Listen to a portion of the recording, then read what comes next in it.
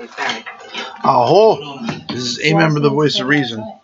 Coming out to you, and I'm now officially going to talk about some of the scary insights I know about Alcoholics Anonymous. Wow, this is going to suck. I always played up this conversation in my head a dozen times, kind of like Robert De Niro, Joe Pesci narrating in either Goodfellas or Casino. No, on the surface, basically, they make AA to be this utopian society where they have everyone's best interest at heart. That you go there and they're there to help you get sober and get back on the back on track. It's a wonderful community environment. There's just a magical presence about the place. On the surface, that's what AA as a whole wants you to see. It's whatever you, the public, really believe is actually there. When in reality, that's not the case at all. After about 10 or 12 years, it's no longer about remaining sober. It's about how many times can I get away with cheating on my wife. The reality is your average married man who goes to AA after 10 or 12 years is either already cheating on his wife or wants to cheat on his wife or is going to cheat on his wife, and she never thinks to look in the back seat of his car for a change of clothes, a bottle of cologne, and some shampoo and soap so he could wash out the sex smell from cheating on his wife. That's a very average, that's a regular common occurrence that happens all too much. 9 times out of 10, these guys approach girls who are fresh out of detox or rehab, and they're practically burping crack or booze off their breath, or whatever drugs, whatever their poison of choice was. I mean, come on, who wouldn't want to sit there and stick around after 10 or 12 years? You have AA held functions like dances. You have speaker jams. You have all types of different very sober events that are run by AA. And on top of that, it's encouraged for members in Alcoholics Anonymous meetings to hang out in diners afterwards. The reality is, these people sit there and hang out in all-night diners till 1, 2, 3 o'clock in the morning after a night meeting. And a lot of these people are married. A lot of them have families. I mean, they should be going home at a human hour and going to bed, but they're not doing that at all. They're actually hanging out, and they're trying to sit there. They're cruising for younger girls in the program who don't know any better. Your average man in the room, I mean, in your average community in AA, more than about 11% of all men are sexually active. And in your average Alcoholics Anonymous community, and 90% of the time, it's not with their wives or their girlfriends. 11%. Yeah, I'm thinking that's about 115 men per community on an average. Yeah, ouch, right? 115 men who either have committed sexual harassment, who are sexually active, or cheat on their wives. Then you have women who have time under their belt. Eventually, they get so used to the whole sexually unequal environment that goes on that women with sobriety and time under their belt groom these young girls to not have critical thinking, to not put their guard up, to not tell a guy to fuck off. They basically tell them it's okay. They're not that bad. It's okay.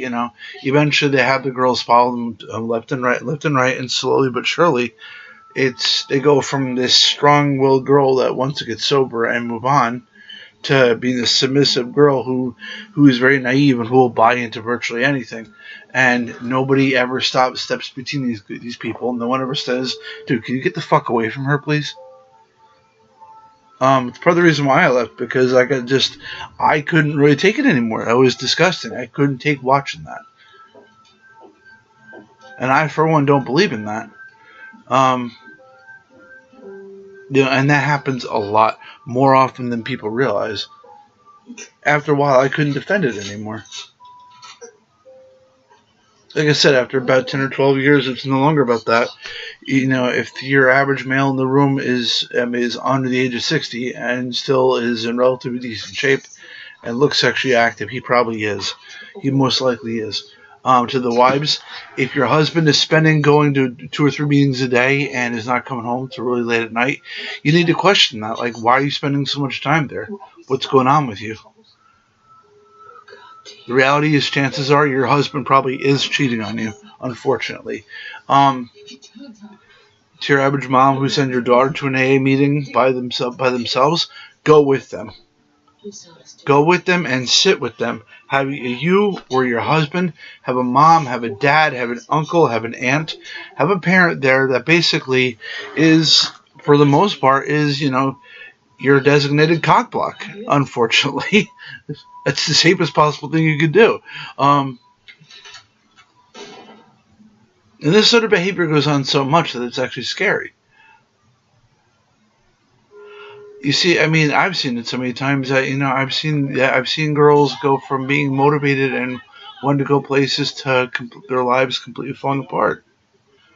I've just seen their life, and with every passing time they come back from rehab or whatever, um, there's always a new crop of men who prey on them again and again and again, and it gets progressively worse. And the worst part about it is, A as a whole grooms these girls to being to being set up for failure. Meanwhile, you have defendant lawyers who have actual criminals, and you have dangerous criminals who should be in prison.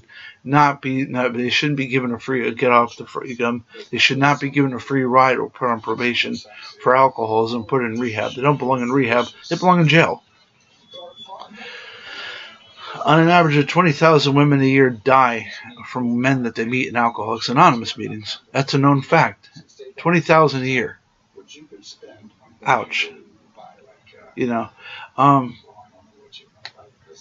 happens every day. People could try and defend it all they want, but that's what goes on. It's not slowing down. And the little yellow safety card is nothing more than basically a lawyer liability thing. That's just them legally covering their own ass so that a lawyer can defend them in court. The reality is, Alcoholics Anonymous has an obligation to create more of a safe environment than that. I mean, really, who would not want the fun of living all the perks of a mafioso type lifestyle without the money laundering and all the racketeering? I mean, it depends on how you look at it. You have either you got a fellowship that's about you have a fellowship that's but about a bunch of degenerate perverts, aging men who prey on girls and should not be doing so. Then again, you also got a story about a bunch of degenerate lawyers who turn rape and sexual assault into a cottage industry. I mean, it depends on how you look at it. And either way, on both sides, that's the scary truth as to what really goes on in Alcoholics Anonymous. What I just told you is most likely to get me threatened, but I don't give a shit. That's what they don't talk about. I just gave the real skinny, all the raw, uncensored versions that you will not see in any documentary is what I just talked about. I wasted 14 years of my life in Alcoholics Anonymous, and I'm not going back. This is a member of the Voice of Reason. Aho.